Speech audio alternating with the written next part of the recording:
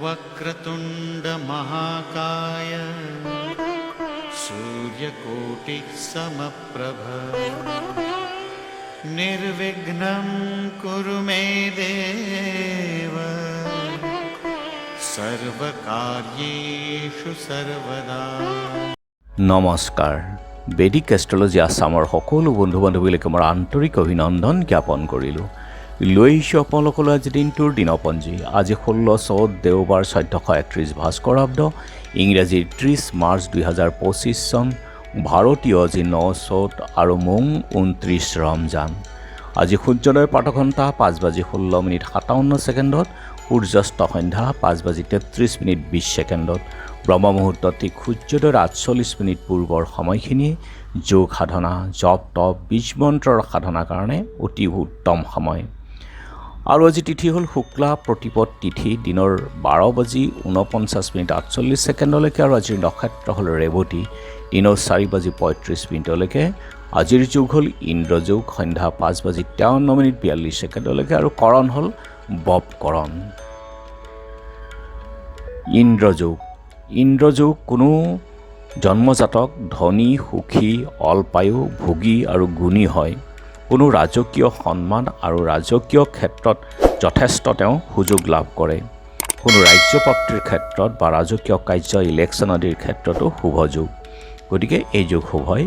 আৰু এতিয়া চাওঁহক আজিৰ গ্ৰহগণৰ অৱস্থান। আজিৰে পৰা শনিয়ে নিজৰ গৃহ কুম্ভ ৰাশিৰ পৰা মীন ৰাশিত ৰাশি পৰিৱৰ্তন কৰিব। তাতে ইতিমধ্যে ৰাহু আছেই, আৰু 4টা গ্ৰহ ৰবি, চন্দ্ৰ, শুক্ৰ, শনি, ৰাহু, এই গোটেইকেইটা ষষ্ঠ গ্ৰহী এটা সংযোগ হ'ব। আৰু যিহেতু শনি আৰু ৰাহুৰ যুতি শুভ মনা নহয়, গতিকে এতিয়াৰ পৰা কিছুদিন অৰ্থাৎ 18 মে পৰ্যন্ত কিছু অশুভ স্থিতি বা প্ৰাকৃতিক কোনো দুৰ্যোগ বা ৰোগ ব্যাধিৰ ক্ষেত্ৰতো আমি সাৱধান থাকিব লাগিব, কাৰণ এই সংযোগ শুভ মনা নহয়। ইয়াৰ আগতেও যেতিয়া হৈছিলে 1968 চনত শনি ৰাহুৰ যি যুতি হৈছিলে, সেই যুতিটো বহুতো অসুবিধা বা বহুতো প্ৰাকৃতিক দুৰ্যোগ ইত্যাদি হৈ গৈছে। গতিকে আমি এই ক্ষেত্ৰত সাৱধান হ'ব লাগিব। আজি ৰবি, চন্দ্ৰ, বুধ, শুক্ৰ, শনি, ৰাহু ষষ্ঠ গ্ৰহী এক সংযোগ নিৰ্মাণ কৰিছে মীন ৰাশিত। আৰু এই সংযোগ ৰাহু আৰু শনি যেতিয়া আছে, গতিকে ইয়াক শুভ মনা নহয়। মংগল বক্ৰী হৈ বহি আছে মিথুন ৰাশিত, আৰু কেতু আছে কন্যা ৰাশিত। আৰু যিহেতু চন্দ্ৰ আজি মীন ৰাশিত বহি আছে, গতিকে আজিৰ জন্মজাতকৰ ৰাশি হ'ব মীন ৰাশি, বিপ্ৰবৰ্ণ, সূতাসন যোগ, দেৱগণ, হাতীৰষ্টি, অষ্টোত্তৰী শুক্ৰ আৰু বিংশোত্তৰী বুধৰ দশা। দিনৰ 4:35 যোৱাত মেঘ ৰাশি, ক্ষত্ৰিয় বৰ্ণ, মতান্তৰে বৈশ্যবৰ্ণ, মহেন্দ্ৰ যোগ, ঘোঁৰাৰষ্টি, বিংশোত্তৰী কেতুৰ দশা। আৰু আজি আদ্যৰিটো হ'লে 45 দিনীয়া দুখিলা যোগ, মৰণত দুখ একপাত, দিনৰ 12:49:48 যোৱাত 2 পাত। যাত্ৰা আজি শুভ, ত্ৰাইমিত্ৰ যোগ, পশ্চিমে নাই। আৰু দিনৰ 9:13:48 যোৱাত পূব উত্তৰে যাত্ৰা নাই। আৰু দিনৰ 12:49:48 যোৱাত মাত্ৰ পশ্চিমে যাত্ৰা নাই। আৰু যিহেতু আজি দেওবাৰ, কোনো যাত্ৰাত যদি আপোনালোকৰ যাব লগা হয়, তেনেহ'লে মুখত অকণমান পাণ আৰু যাত্ৰা মংগলৰ এই মন্ত্ৰটো এবাৰ জপ কৰি সোঁ ভৰিখন দি আগবাঢ়ি ওলাই যাওক, আপোনালোকৰ যাত্ৰা শুভ হ'ব। আজি শুভ কৰ্ম পঞ্চামৃত, পুংসৱন, সীমান্ত উন্নয়ন, নিষ্ক্ৰামন, গ্ৰহ পূজা, শান্তি স্থাপন, দোকান, নাট্য আৰম্ভ, ঔষধকৰণ সেৱনৰ ক্ষেত্ৰত শুভ যুগ। খাদ্যত আজি কোমোৰা, আৰু দিনৰ 12:49:48 যোৱাত তিতা ভেকুৰী খোৱা নিষেধ। যোগিনী আজি পূবত, আৰু দিনৰ 12:49:48 যোৱাত উত্তৰত থাকিব। আজিৰ কালবেলাৰ সময় হ'ল দিনৰ 11:27:34 পৰা 12:59:04 আৰু কাল ৰাত্ৰি নিশা 12:56:04 পৰা 2:24:34। গতিকে বৰ্জন কৰক সকলো মাংগলিক যাত্ৰা, শুভ কাৰ্য আদিৰ ক্ষেত্ৰত এই কালবেলা আৰু কালৰাত্ৰিৰ সময়খিনি।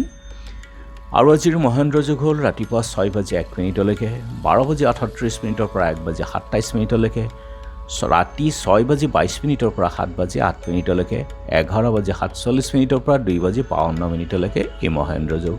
আৰু অমৃত যোগ ৰাতিপুৱা 6:01 পৰা 9:19 ৰাতি 7:08 পৰা 8:42।